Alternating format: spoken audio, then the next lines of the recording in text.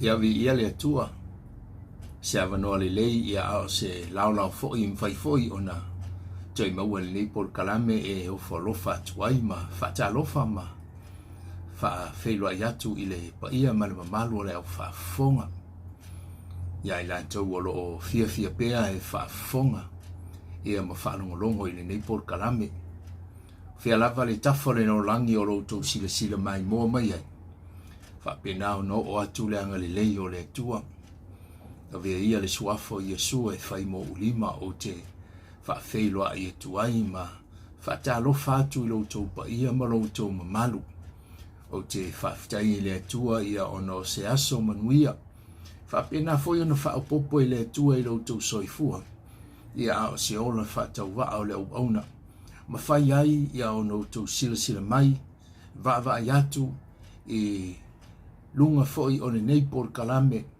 I so se tafa ma so se tuli manu o le rolangi. O te teritonu foi se whaasoa. Ma whai foi o na so swani atu ai le nei por kalame. I so se tasi o lo whapena o na ui foi ni mawhutianga o le olanga le nei. A o ni maunga ma ni vanu. A o le laulau tuafa foi o le ala ma le olanga o lo tatou fita iai ma whaafita hauli o le olanga le nei. O te teletonu o le tali o mea malava. O lo tatou lata lea i le atua. Ma tatou vala au wina le atua ia fio mai. Ma au wina mai lo na nganga pa ia. Ina ia mawhai o na fisoa soani ia i tatou e pei lava o na feta la Yesu. Mai o le a o walu i le langi ai au wina mai le nganga pa ia. O ia lea o le fisoa soani i mea malava. O fea tau te anga iai o afo i mea tau te mana o mi o le olanga le nei. Fe talai le ali i e tau to lua ma o tau i mea malava. O alava ni whaafita auli o le olanga. A o ni popo lenga o le olanga le nei. O ni mea foi o lo whaapena o na tato hui ai. I ni mai ma ni whaanoa noanga. O te teletonu o lo o iai le nganga whaamawhanawhana o le atua. Pei lava o na tala noa le salamo o ta vita whamai pe o te alu i le langi.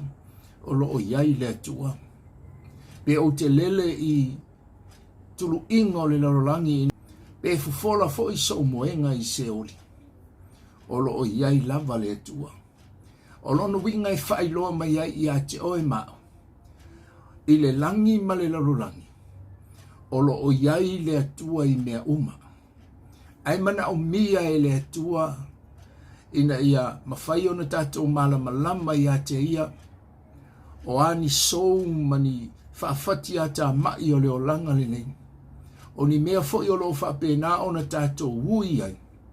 O le moli mau le na ai a kopo whamai tatou whaalatalata i le atua. O na whaalatalata mai ai lea o ia i tatou. O na paua leo le Taimi. E a fio mai ai le atua matali ma whaamalie o tatou manao. Pe a whai wa tatou Filifili le atua i mea tatou te iai o le olanga le nei. Wa tatou vala au lia le atua e fisoso ni mai. Le tama le alo male anganga pa ia. O na mawhai lea o na tali i lo finangalo ma lo loto. A ni mana onga fo i o le olanga le nei o lo tatou o mana umia. Vai mai le mori mau le tuspa ia e onge mea ai le ona ta anoa. Ai le aisa be mativa ai. I latou o e matatau i le atua. O atala noa le tuspa ia o le Taimi. Sili lea ona tau fe ai le leona o le Taimi. E fatoa whanau mai lana tolo ai. E le aise manu e lata iai. A ola i le Taimi e alu ai ia le leona lea. E sa ili mai ia se mea ai e whawhanga ai lana whanau. E le popole le leona o le ala i tu a i ngā manu. O le Sosene i tu a i ngā manu o le awhita iai ma le leona ta anoa i le Taimi lea. O le mana ongo le leona ina ia mawhai o na maua mai le mea ai. E tausi ai lana whanau. Ai fe mai le maua le tuspa ia. E iai le aso. e ui ai le maa losi o le leona lea ma le nau e sa ili maini me ai e whawhanga ai lana whanau. Whai mai le mole maua le tuspa ia, e iai le aso e fo i mai ai, e fo i mai uonge wale ai se mea na te maua. Ai whai mai le mole maua le tuspa ia, e le ai se mea mativa ai, le tangata e matau i le atua. So se tangata e matau i le atua, ma ola i se olanga pa ia mo le atua. E mai le mole maua le tuspa ia, e le ai se mea mativa ai so se mea o le olanga le nei. E mativa ai le tangata, e matau i le atua. O le amatanga la o le nei por kalame. Ia, o le a outala noa ai, i le e peru o lono matau pe tolu fai upo e sifurma le 5. O le tala noa le ale apostolo Paulo, i nai ono uso sa e peru, fai mai Paulo, o le aso le nei, fa pe ona fai mai ai o le tusi, o le aso le nei a fai, tau te fa alongo i lona si ufonga, aua ne i fa maa o tato loto. Ma mai o le aso le nei, a fai e te fa afufonga ai ma o fa alongo, i le upu le atua. Aua ne i o tato fa maa. Taluai o loo fa amatala i le apostolo i, ia le tūlanga o loo iai ia tangata sa e Peru po tangata Israel. Ona fisili leo le apostolo Paulo famai. O ai ea i la tau na faa ono. O mai, o ai ea i la tau na faa ono i wala tau faa longolongo. E le o i la tau ea na o atu na i ai kupito. Na teita ina e Mose. E taluai sa tau mawhai le Taimi o le teita inga e Mose ina ia teitai. Le nuua le atua e ala i le tūla fono ina ia whapena o na la tau mate tau i le atua. Ia o ti taitonu wa e si le fia ma tātou loa. Ina ua tau nuu i le nuu na folafolaina. Ua na o sina vahenga i titi. O loo whaamatala i le whaasolonga i lalo le mta upu lea. Na whano i lātou uma i le ala. E ui la vai na nau o lātou loto e fia wa ai ma fia tau nuu. I le nuu na folafolaina i le atua o loo tafe ai le sua susu malemeli. Peita i ane. Na avea lo lātou loto maa. Lo lātou le talia. Ma lo lātou o ese mai i le aua onga ale au auna o Mose e ala i le tūla fono na taita i ai. E le ai ma se tasi na tau nuu i le nuu na folafolaina. Se i vanga na i lātou. O e na usi ustai, ma lātou talia, ma lātou ngā wai. Ole, ma ta upu lai le nei aso. Ma mai le mo le maua le apostolo o le aso le nei. A e whaafonga ma o whaalongo. I le si ufufonga o le atua. Aua ne i o tātou loto maa. O te tonu o le tasi lea a fili matautia o lo tu lai mai le Taimi le nei. O lo ngā lue mai ai lea li o le rolangi. So se mea la vai fai e le tangata. E iai le langona o le tangata fai mai. Se i atai au. Se i umale mea lea o te manao iai. Se i ai se Taimi. O langona la whapena. E le mai le atua. So se Taimi e whaalongo ai ia satani o lo sausa fautuanga le leima tala noa mai le upu o le atua. O le mana ongo o satani ina ia li liu mo fai atu i ate o e lea whaina.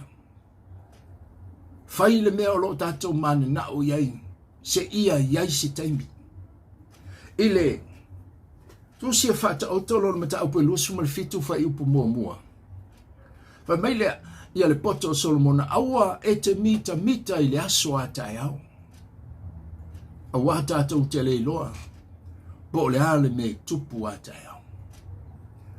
o le tele ia o whai unga le lei, e te tau ona tātou whaia i le taimi le nei, o le tele o manuia, e le mō tae au ai mō le aso le nei. E tō tele la i la tau o lo ngā lulue, o lo ngā lulue mō le aso a tae au ina ia manuia, ai mole le aso le nei, e fia ai le aso le nei, e mativa le aso le nei, te manatua le tala i le tamaloa whaaputu oa. Wa mai ua ia whau lea whariseito, whau lea whariseito, whau lea whariseito. Wa mai ina ua sauloa nofo. Whai mai le tala a le tangata lea, ia lo'ua ngā ngai. Ia fifi le mūla ia. Wa tele le oa, wa tele le tamau a inga mo oi. Wa tā pena mo tai au.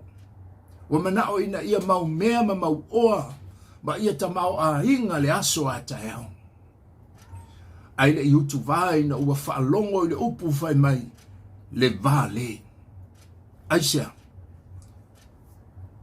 Ma ia tele mea wa e tā pena ina mo a tai au. Ai va ai oi.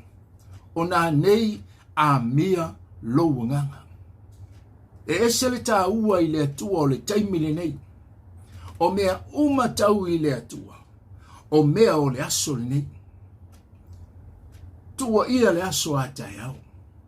Ai whau le aso le nei ia mautu.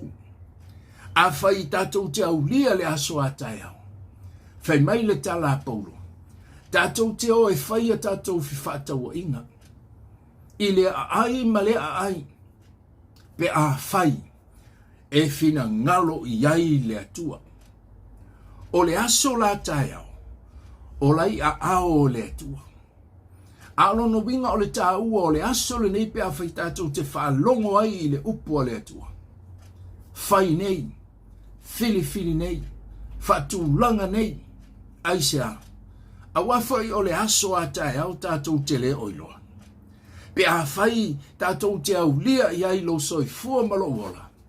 Vi ia le li. O le ata le nā o le teita inga le atua. Alo no winga o Taimi uma e te whaafonga ma o whaalongo i le upo le atua. Do it now. E tā ua le Taimi le nei. Aisea. A watatou te le i loa. Le me tupu i le aso a tai au. Lea ua whaalongo le tangata whaaputu mea lea. Wa mai lo ua ngā ngai. Ia nofo la ia. Ai mawhile mui le tele o mea. Ua o na tā pena mo oi. O whale ia na whau le tangata leo o meo whale seito. A lea u whai mai lo ua ngā ngai while mula ia mai. Lea u whaafonga i nei aso. O le ale oa ma le tamau a ingo le o langa le nei ua tātou maua. Pei ona maua le tangata lea. O le angangai ai le upo le atua. A le tala le tuspa ia. O le aso le nei. Whaalongo le upo le atua. E le o le oa la ma le tamau a inga. E salani ai le tele o mea. Le ia o le upo le atua. E mawhaina o a o ina ai le tangata i tele na mea ma le tangata i le aisa na mea. Le alo no winga. O le aso le nei whaalongo le upo le atua. Au nei whaamaa o lono winga. So se taimi te whaafonga ma o whaalongo le upo le atua. O lai se o langa salamo. E le whaolaina i tātou e se loto. E le whaolaina i tātou e le tele o ni mea tātou te fōai. Pe 4 miliona mea tātou te fōai. E au noa ma ke riso Yesu i o tātou wōlanga. O le au wala i le ola i whaavau. E le o le langi lo tātou taununga.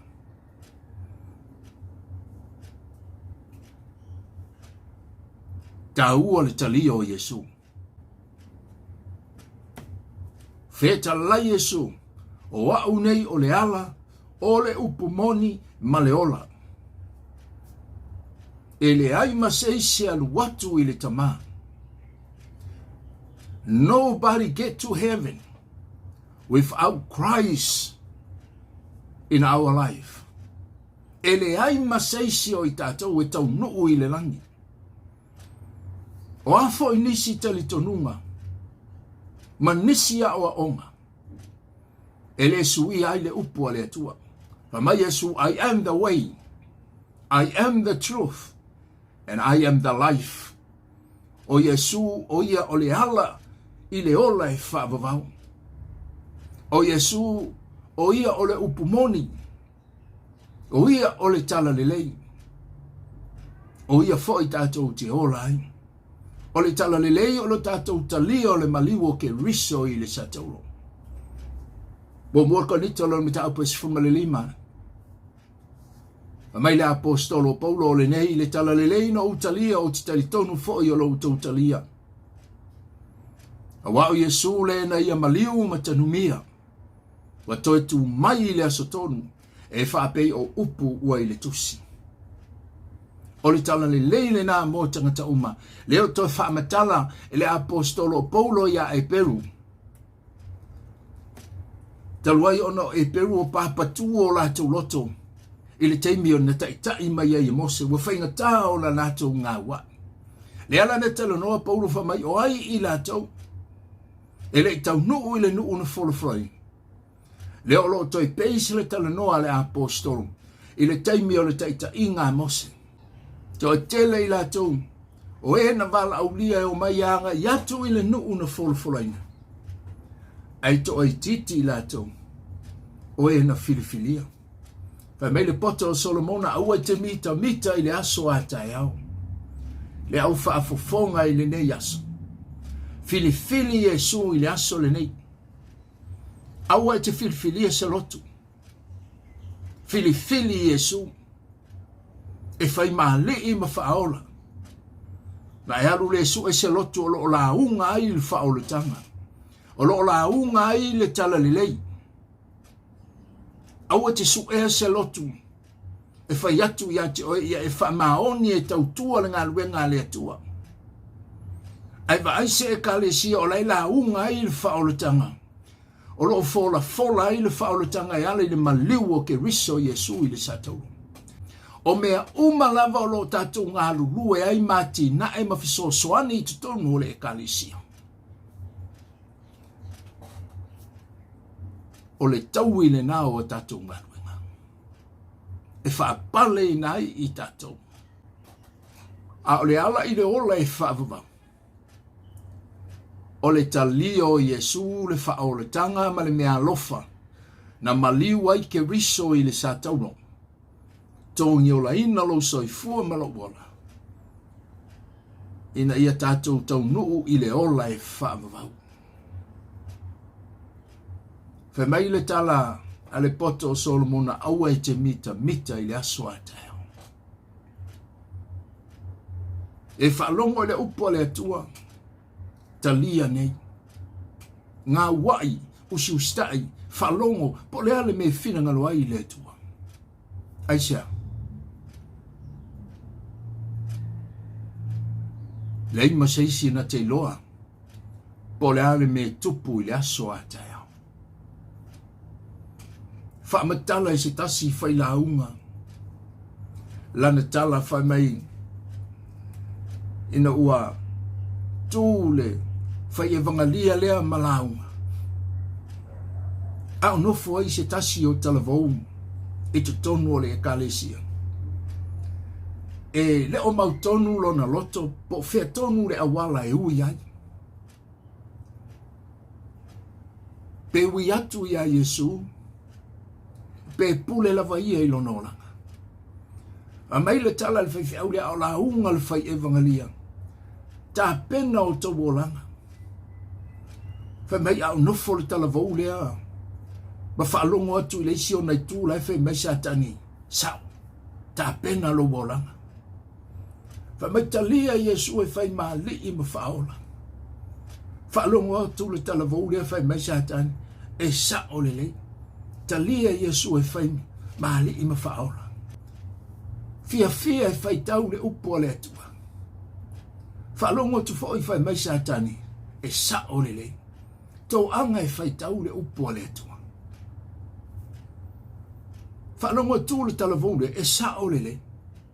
E le haila se whaale tonu mo satani. E le haise tau whaasisea satani. A wai whoringa mai o le ioi satani i mea umale la unga mai ai le whai evangalia. To Toi whaalongo atu wala hunga mai le whai evangalia. Mai o hani au mea uma e whai. Tō anga i le lotu. Tō anga e whai mea uma. Ta lia Yesu e whai maali i mawhaola. Whaalongo atu le talavou lea whai mai satani se lau pasene le la uma. E le aise whaale tonu le la uma. Ma nei e tele le la uma le whai evangalia. Fia le talavou lea.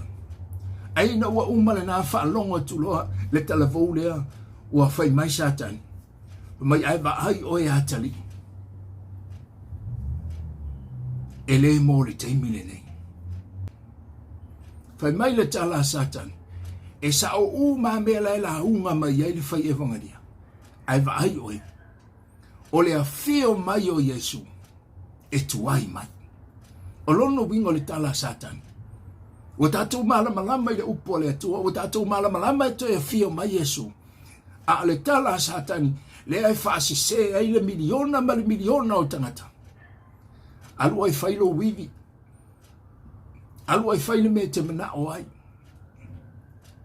E a fio mai Yesu. Ai tuai mai. O te taitonu. Ai ole to tele le nao i latou. E whaalongo i le upo le atua. Ai tuai ona wheliwa ina. O latou soifua mo latou wola i le. A leo lo whailoa mai e le upo le atua wha mai o le aso nei. Le tau whaasi se le nā le li o le rolangi. O lo whioti ai ma whano le totele. Le au whaafifonga i le nei aso. Mai o le aso le nei whaalongo ai i le atua. Aua nei whaamaa. O le loto maa ma le ola whaamaa. O le mai leile nā ma le a upenga le nā satani. Le to tele ai i lato. E whano lato wola matau nuu i le afi ma le malaia e whaama. Au malanga i se tasi o sauninga. Sauninga o le maliu. To tele le au whailaunga nā poa. Na ua tū lunga se tasi o ta māma tua. Wa mai le tala le whaife au lea. A o tātou wola masoi fua i le lololangi ni. Whai ale me te iloa e te loto iai. Pulea oilo lifestyle. Pulea oilo wolanga. Se i o tātou tau nuu i le langi. I o na tusi mai leo le lima o le atua pa o fe e te alu iai.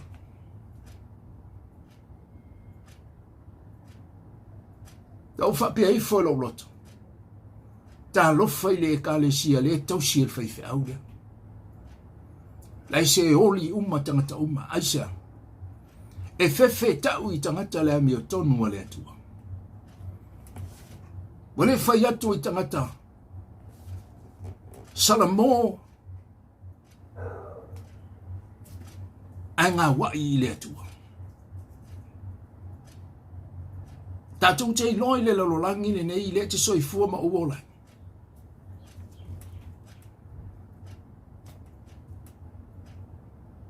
Le mea te tau nuu iai ma au tau nuu iai. Mai watu whanau se pitaio. Ya Yesu ngwhaiatu ya Yesu mate mana na au. O leisi o ma ua o lau tūtau matau, o leisi e nofo i lau tūtau mwavale. Pa mai whetalai ngā Yesu, o le nofo i lau tūtau matau, ma lau tūtau mwavale le o ia te au leo no ua vatu. Ai tau o i la tau ua Filifilia. O ia Filifilia, e te Filifilia e oi. Ai Filifili le tūtau matau, o la ila mi o tonu o leli. Ai Filifili le tūtau mwavale, pule oi lo soifua. Tātou te le whaatali se i o tātou tau nuu i le langi. O na tusi a aorea le atua pa o whea te alu iai. Le le lalolangi ne nei o le lalolangi o whainga Filifilinga, te Filifili ai.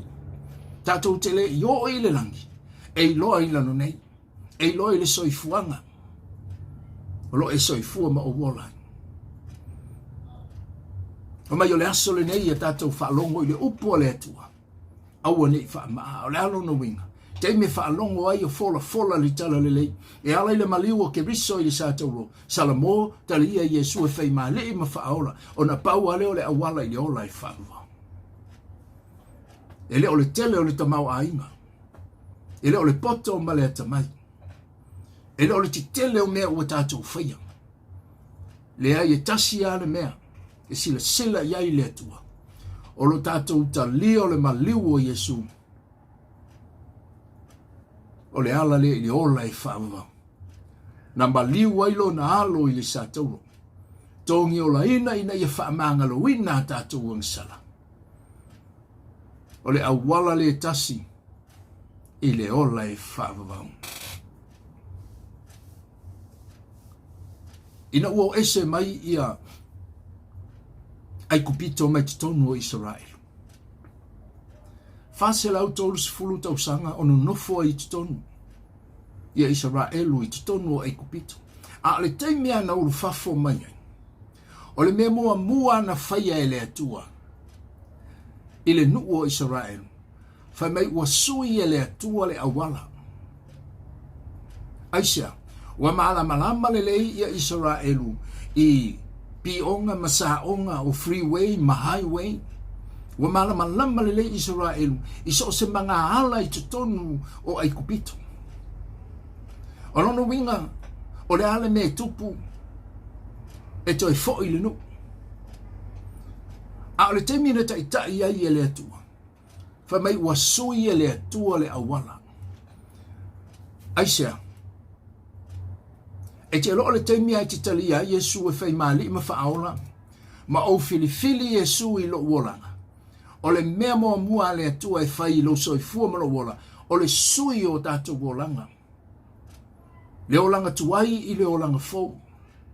Po le ala le wha le tonu ma le soifua nganga sala ma le olanga nganga sala sa o wola.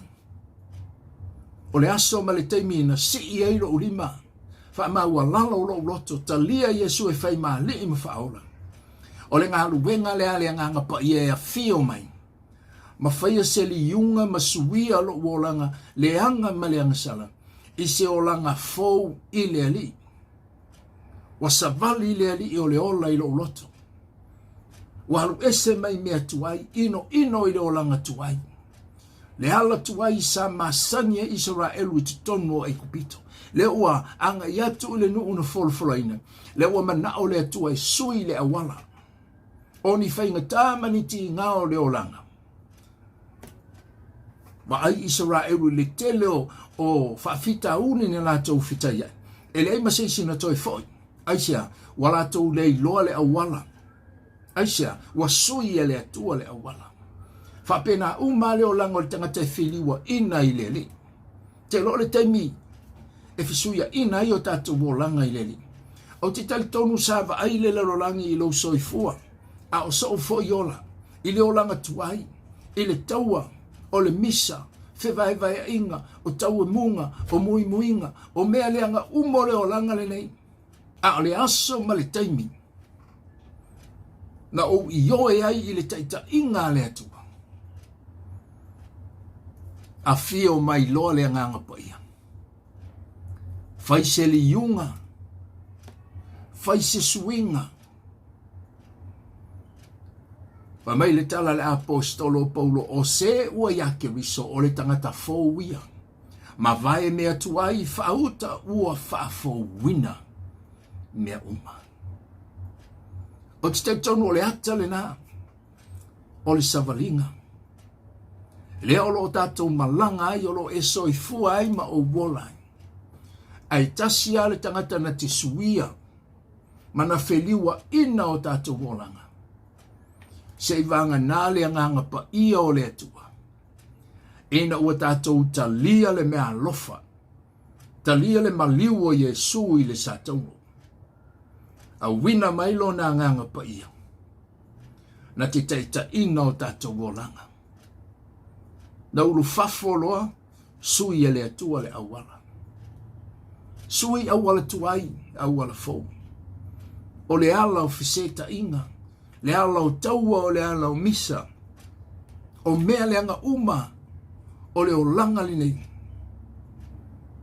e sui e le atua, pe a fai, tātou te mana o mea le teita inga le nganga pa ia i o tātou wolanga. Le au whaafonga i le aso.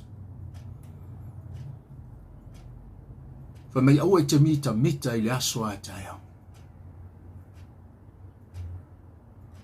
Nei se isina te loa, po le ale me tupu a tai au.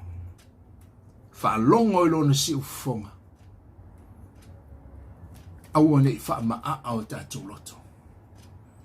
O lona winga o le ngā wai. O lona winga o le salamo. O lona winga o le vala au leo ke riso i o tātou wolanga. Ona e sila lea ma o wiloa. Se suwinga ma se liunga mai leo langa tuai, mai leo langa fau. Tala noa leo paulo se ua ya ke riso. Na paua leo le tangata i ola i sio langa fau. O se ua ya ke riso. Le tangata ua na Filifiliga Yesu e fai maali i mawhaola i lona olanga. O afo i ni whaafita auli ia o ni mai mani mea tutupu i le olanga li nei. O le Taimi e whaafou i nai i tātou ma fio mai ke riso i o tātou ola. Le a sui langona, sui manatu, sui winga, sui le tautala, sui le vaai, sui le pupula, sui mea uma, pa mai ua whaafouina mea uma. Change the whole thing. So mea uma le asui. Pea o i nā fio mai Yesu. I lo soi fua malo wala. Por kalame le nai le ne yaso. Le au whaafonga i le ne yaso. Mo le maua le tuspa ia o le aso le nei. Le fisilia le nei por kalame, ma se tua lalo le nei por kalame. O e mana umia le aso le nei. E fai mo waso manu malo. E te tali e tuai, ma e io e atu i le atua e ala i lana upu i le nei aso. Tai au, e le opolo misi i ate oi. Tai au, e le ai maseisi na te loa. A o tatou whaai unga, e fai i le aso le nei. Mana o italia le mea lofa, na maliu ai Yesu molo soifua mara wala. Le atau i le titalo le whaolutanga i le nei aso. Le apu nou mai lo wao, le au whaia le tā titalo i le nei aso. O laulava le titalo, tali tonu ai lo whirangalo i le atua, po lo loto i le atua i le nei aso. E a fio mai na te li ua o tātu ola e whaiselo te fau. Whawhiteita mai le nei aso wa au whalongo i lau upu. Wa au iloa o le aso le nei o le aso moa. O tae au, o te le o iloa. E wa uvala ulia o Yesu i le nei aso e tatala i nātu lau loto i ate oe. Wa o iloa o au o le tangatanga sala. E wa uvala au i e a fio mai i lau loto. A fio tu mawai, whaia selo to fau mo au. Wha mamama, wha mangalo i ate au a utalia o Yesu e whai maali i ma whaola. I lo wolanga. Whafta Yesu e tatala le langi ma le ola e whaavavau moa. Amene. Ta maa ola o tatalo i ne yaso o ai i lato uma. Se ta maa, se tina, se tama, ma se tene talavou. O lo sila ma mai moa mai i le nei por kalame. O whea lava le tawhao le lalolangi o lo sila mai moa mai ai. Wa o wiloa ma o mauti noa. E le tutuli o fufonga e le pupua wa ao. E te apa atu ma whaaola ma whaamanuia whaamalolo. Le ase mai o lo ui ai. O ni popo lenga o le olanga le nei ni whaanoa nuanga o le olanga ne wa e whetalai. O i lato umalo o mawhatia ma tinga aina i avenga ma mawha. O watu i ate oi. Whaafitai Yesu mātou te iloa ma mauti noa. O oi o le tama lofa o le tama tali mana o whaafafonga te talo. Pai atu whaamalo lo. So se tu a inga mai. E le haise mea e whaingatai ate oi. Tau lava ina mātou whaatuatua. matali tonu i lau maliu, awa o whaalava lava, ua mātou mā lolo ai. Whaamanuia i lo mātou watunu, whaamanuia ia i lātou o lo whaafafonga mai i le nei porkalame, whaafetai ona o Yesu. Amene. Ia o se porkalame le nei aso, lau whaafonga anga i lo tātou watunu, le alava si whaamatalanga wa le tau tamali i lau silasila. Ia matua lava ia te oe. Whaafetai lo Taimi o lo e whaafafonga mai ai lau te talo, whaamanui atu le atua ia te oe. Na i o uso a au nei so se whata whaita au langa. Ai maise o i lato umalo maua le ama noe sila mai ai o nei o a inga i so stafao le lonolangi. Au ina atu le nei porkalame.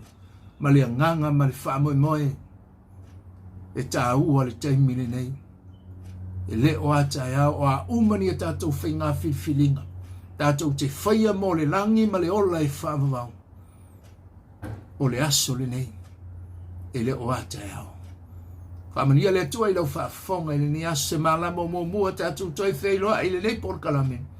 Ua whaingoa ina o le Taimi o le whainga Filifiliga. Manu te le ina lau whaasausonga i le nei aso ona o Yesu. Amen.